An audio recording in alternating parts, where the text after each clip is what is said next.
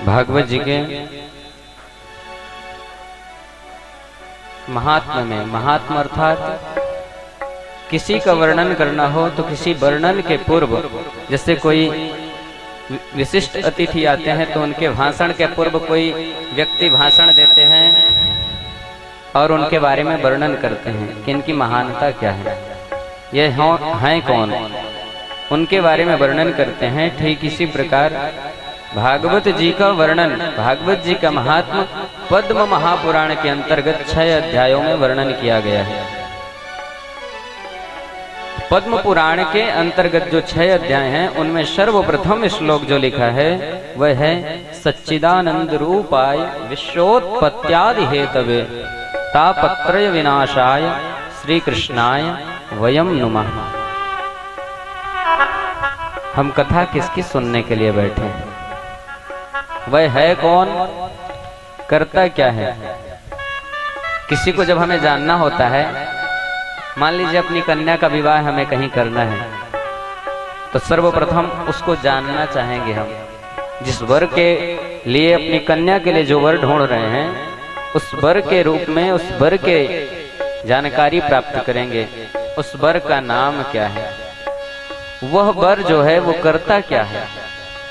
वैसे ही भागवत को सुनने जा रहे हैं तो भागवत है क्या, भागवत में किसकी महिमा का गान किया गया है, तो प्रथम श्लोक में ही कहा गया है सच्चिदानंद रूपाय।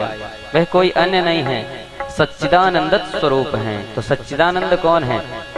सत, चित और आनंद, जो सदैव है, जो सदैव था और जो सदैव रहेगा, वही क्या है? सत्य।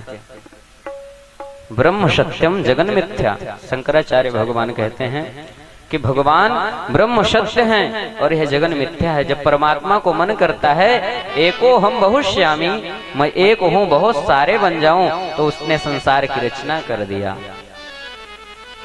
और देखे होंगे आप, छोटे छोटे बच्चे खेलते हैं, बरसात के समय में छोटे छोटे बच्चे मिट्टी के बर्तन बनाते हैं, मिट्टी के खिलौने बनाते हैं, मिट्टी का घर बनाते हैं, और जब उनका मन भर जाता है मिट्टी के घरों से, एक लात मारते हैं, वह घर टूट के बिखर जाता है। भगवान भी यही करते हैं। संसार बनाते हैं वो, और जब उनका मन संसार से भर जाता है तो संसार को अपने उदर में ही समाहित कर लेते हैं। तो सत्य स्वरूप परमात्मा है। चित, चित क्या है? चित का मतलब है चेतना। चेतना क्या है? जीव मात्र में चेतना की प्राप्ति होती है, परमात्मा देते हैं। हर व्यक्ति की चेतना रहती है, वह जानता हित अनहित पशु पक्षी जाना। अपना हित और अनहित पशु पक्षी भी जानते हैं। कुत्ते को आप रोटी दोगे तो आपके पास आ जाएगा, और उसे डंडा दिखाओगे तो दूर भाग जाएगा। कभी कभी ऐसा होता है आप डंडा दिखाते हो लेकिन वो आपके पास आता है। क्यों? इसलिए आता है, जानता है कि आप डंडा दिखा रहे हो लेकिन उसे मारने वाले नहीं हैं आप उससे प्रेम करते हैं। यही चेतना है। भगवान सबके अंदर चेतना प्रदान किए हैं, और चेतना का एक मतलब है प्रकाश। परमात्मा हमारे प्रकाश स्वरूप हैं, प्रकाशमान हैं। और रहा आनंद। आनंद हम ढूंढते हैं संसार में, आनंद की प्राप्ति कभी हो नहीं सकती संसार में। क्यों? पुत्र कलत्र में आनंद की प्राप्ति नहीं हो सकती। आशायाम परमम दुखम नैराश्यम परमम सुखम। हम आशा करके बैठ जाते हैं आनंद की प्राप्ति के लिए, सोचते हैं कि आनंद मिलेगा, लेकिन आनंद की प्राप्ति कभी हो नहीं सकती। क्यों? क्योंकि यहाँ आनंद है ही नहीं। संसार का एक नाम है दुखालय। क्या नाम है? दुखालय।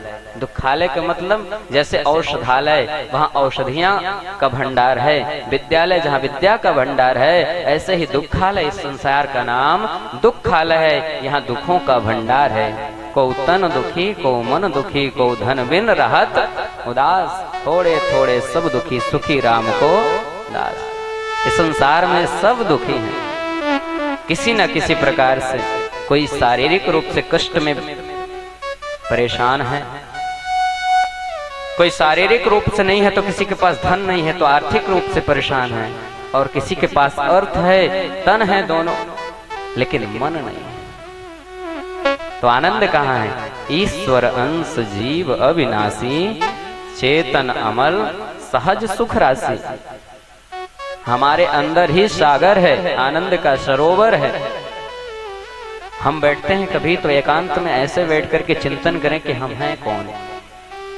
आप जब एकाग्र में जाएंगे ना, जब कुछ क्षण एकाग्रता का आपको अनुभव होगा तो आपको समय का पता नहीं चलेगा।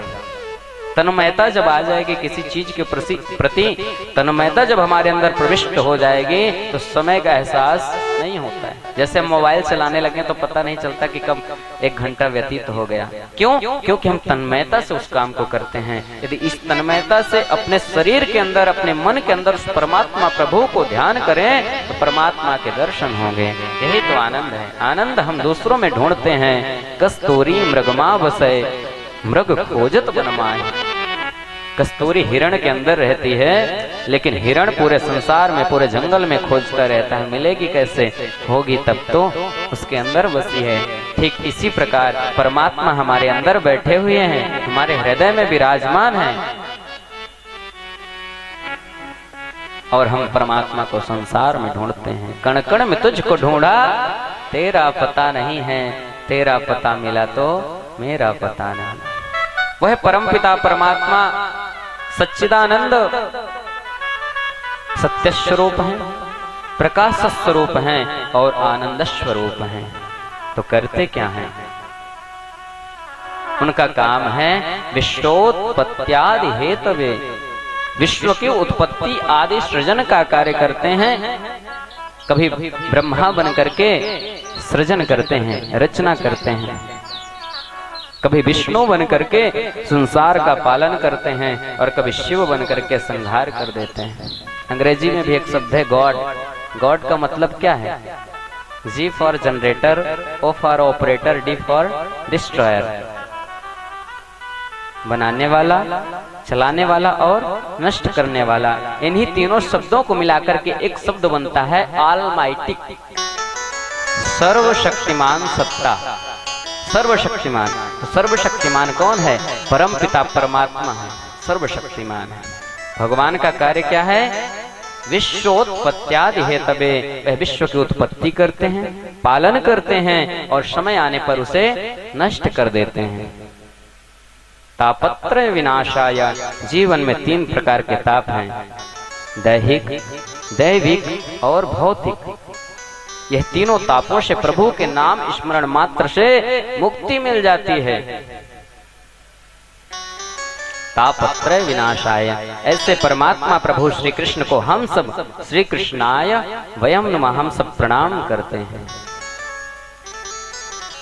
प्रभु की वंदना करते हुए